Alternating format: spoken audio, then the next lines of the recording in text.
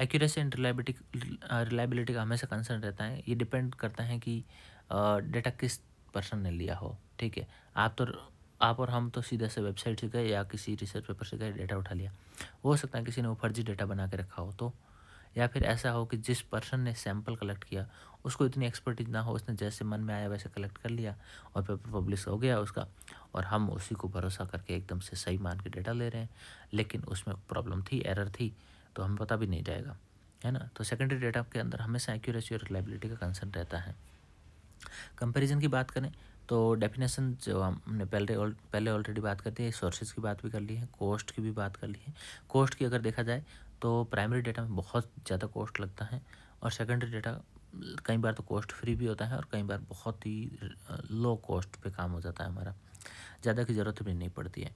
Time consuming है primary data, लेकिन secondary data आपका बिल्कुल भी टाइम कंज्यूम नहीं करता है, इजीली अवेलेबल होता है, रेडीली अवेलेबल होता है।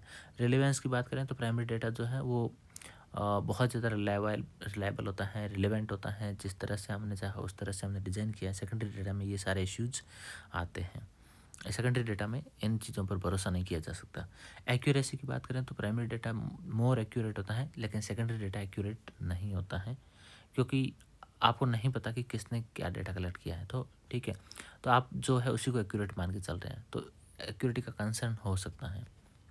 कब यूज़ करना चाहिए प्राइमरी डेटा और सेकेंडरी डेटा, इसकी बात करें तो एक्सप्लोरेटरी रिसर्च अगर कर रहे हैं आप, तो आपको प्राइमरी डेटा यूज़ करना चाहिए। लेकिन अगर आप इनिशियल स्टेज में हैं किसी रिसर्च के और आपको बैकग्राउंड इन्फॉर्मेशन भी कलेक्ट करनी है, सब कुछ पहले का अवेलेबल है और उसी में से आपको एक आइडिया जनरेट करना है, थॉट बनानी है, तो आपको सेकेंडरी डेटा पर जाना चाहिए।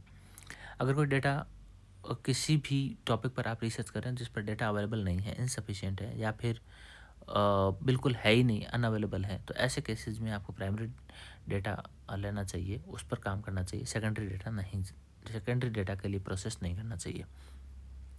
अगर कोई न्यू प्रोडक्ट की टेस्टिंग हो रही है, कोई मेडिकल डिवाइसेज हैं उनकी चेकिंग हो रही है, या फिर कोई नई वैक्सीन है उसकी टेस्टिंग हो रही है, तो ऐसे केसेस में न्यू प्रोडक्ट की टेस्टिंग के लिए हमेशा प्राइमरी